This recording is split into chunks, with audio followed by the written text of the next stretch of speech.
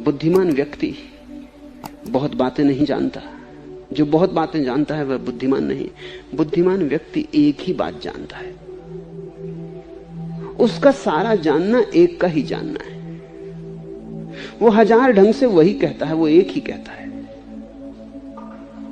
उसका स्वर एक है। वाद्य वो कोई भी चुने, कभी वीणा पर बजाए, कभी बांसुरी पर, कभी सितार को छेड़े, कभी तबले पर, मृदंग पर, लेकिन उसका स्वर एक है, उसका गीत एक है। वो गाता एक ही बात है। मैं तुमसे रोज बोलता हूं और ऐसा रोज बोलता रह सकता हूं अनंत काल तक, मगर मैंने तुमसे एक बात छोड़ के दूसरी बात नहीं कही है। बहुत बहुत द्वारों से मैं तुम्हें एक ही द्वार पर ले आया हूं। बहुत बहुत शब्दों से एक निशब्द की तरफ ही इशारा किया है। लाओस से कहता है बुद्धिमान आदमी बहुत बातें नहीं जानता, वो एक को ही जान लेता है, क्योंकि उस एक को ही जान लेने से सब जान लिया जाता है। उद्दालक का बेटा श्वेतकेतु घर लौटा तो उसके पिता ने पूछा, तू क्या क्या जानकर लौटा है? तो उसने कहा, सब जानकर लौटा हूं। ज्योतिष, गणित, व्याकरण, भाषा, भूगोल, इतिहास, पुराण, वेद, स्मृतियां, श्रुतियां सभी जान के लौटा हूं। बाप ने कहा, तूने वो एक जाना या नहीं जिसको जान लेने से सब जान लिया जाता? श्वेतकेतु बहुत अकड़ से आया था, सब जान के आया था। प्रमाण पत्र लेके आया था गुरुकुल से। गुरुओं ने बड़ी प्रशंसा की थी क्योंकि बड़ा प्रतिभाशाली व्यक्ति था। स्मृति उसकी अपार थी, वेद कंठस्थ हो गए थे। सोचा था बाप बहुत प्रभावित होगा, और बाप ने एक अजीब सा सवाल पहले ही क्षण में पूछ लिया कि बेटा जमीन पे गिर गया, अहंकार टूट गया। कहा कि नहीं, उस एक को तो जान के नहीं आया जिसको जानने से सब जान लिया जाता है। सब जान के आया हूं, एक का मुझे कोई भी पता नहीं है। गुरुओं ने उसकी बात ही नहीं की, ये सवाल ही वहां नहीं उठा। तो बाप ने कहा, वापस जा, सब जानने से क्या होगा, ये तो सब आसार है। तू तो एक को ही जान के लौट, कि उस एक को ही जान लेने से सब जान लिया जाता है। वापस लौट गया श्वेतकेतु एक को जानने। लाओस से कहता है बुद्धिमान व्यक्ति बहुत बातें नहीं जानता है, जो बहुत बातें जानता है वह बुद्धिमान नहीं है। बहुत के जानने का आग्रह ही इसलिए होता है कि तुम एक से चूक रहे हो। एक को पालोगे तृप्त हो जाओगे, जानने की प्यास ही बुझ जाएगी। इसलिए बहुत बातें जानते हो, जानने की चेष्टा करते हो, और जान लें, क्योंकि प्यास मिटती नहीं। तुम्हारा ज्ञान, जिसको तुम ज्ञान कहते हो, कितना ही पिए चले जाओ, कंठ सूखता ही चला जाता है, प्यास मिटती नहीं। प्यास नहीं मिटती तो मन होता है और पियो, शायद पर्याप्त नहीं पी रहे। इसलिए आदमी ज्ञान को इकट्ठा करता चला जाता है। वो ज्ञान का सागर हो सकता है, लेकिन प्यास ना मिटेगी, क्योंकि सागर से कहीं प्यास मिटी। प्यास के लिए तो छोटा सा एक का झरना चाहिए, बड़े से बड़ा सागर भी प्यास ना बुझा सकेगा, वो बहुत खारा है। तुम सब जान लो, सागर जैसा तुम्हारा ज्ञान हो जाए विस्तीर्ण, फिर भी तुम प्यासे रहोगे। तृप्ति तो उसके झरने से मिटती है, तृप्ति तो उसके झरने से होती। वो एक का झरना है। उस एक को ही उपनिषद ब्रह्म कहते, उस एक को ही लाओस से ताओ कहता है। उस एक के तुम जो भी नाम देना चाहो दे दो, परमात्मा कहो, निर्वाण कहो, सत्य कहो, पर वो एक है। और वो एक तुमसे दूर नहीं, तुम्हारे भीतर से। असल में जो स्वयं को जान लेता वो सब जान लेता, क्योंकि स्वयं सबका सार संचित। स्वयं के भीतर सारा ब्रह्मांड छिपा है छोटे से पिंड में। अनंत आकाश समाया है तुम्हारे छोटे से हृदय में। वो बीज रूप है, ये विराट वृक्ष रूप है। बीज को जिसने जान लिया उसने पूरे वृक्ष को जान लिया, क्योंकि बीज में सारा ब्लूप्रिंट है।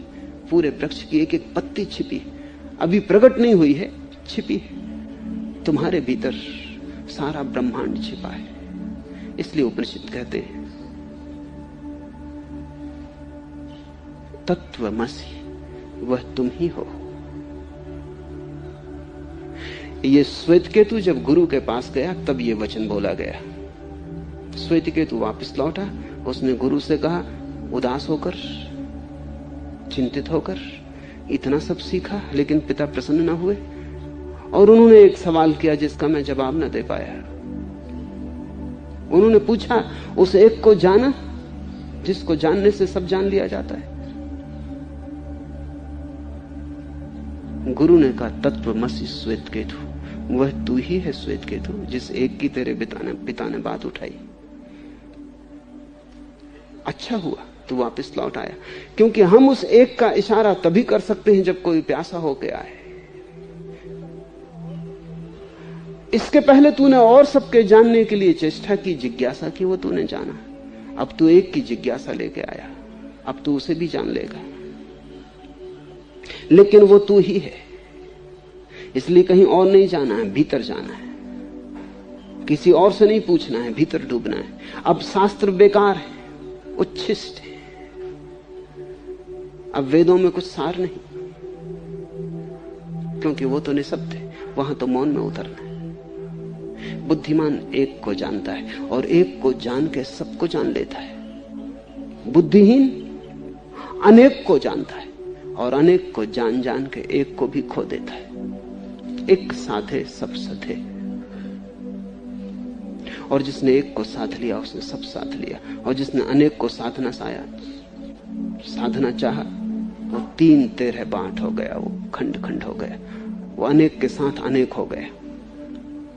इसलिए तो तुम एक भीड़ हो। अभी तुम्हारे भीतर व्यक्तित्व नहीं, एक नहीं तो व्यक्तित्व कैसे होगा?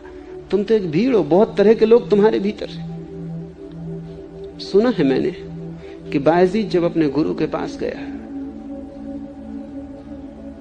तो जैसे ही गुरु के झोपड़े में प्रविष्ट हुआ और कहा कि मैं अब सब छोड़ के आ गया हूं आपके चरणों में, अब और प्यासा ना रखे, अब मुझे तृप्त कर दें।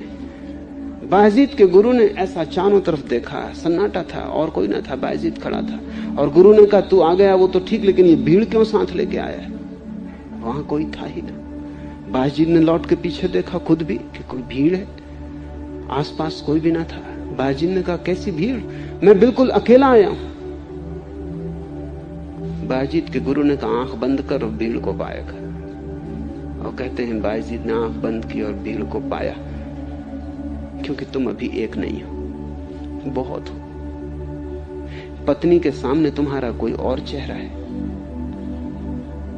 ग्राहक के सामने दुकान पे तुम्हारा कोई और चेहरा है, बेटे के सामने तुम्हारा कोई और चेहरा, नौकर के सामने तुम्हारी अकड़ ही और। अमीर को देख के तुम कैसी पूंछ हिलाने लगते हो, गरीब को देख के कैसे अकड़ जाते हो। तुम्हारे कितने चेहरे, तुम्हारे कितने रूप हैं। ये भीड़ है तुम्हारे भीतर। तुम्हारे भीतर अभी एक स्वर तो बजा ही नहीं, तुम हो कौन? तुम अभी पूछोगे मैं कौन हूं, उत्तर ना पाओगे, क्योंकि बहुत उत्तर मिलेंगे। कोई कहेगा कि तुम फलाने के बेटे हो, तुम फलाने के बाप हो, तुम उसके पति हो, तुम इसके नौकर हो, उसके मालिक हो। तुम पूछोगे मैं कौन, 1000 उत्तर आएंगे भीतर।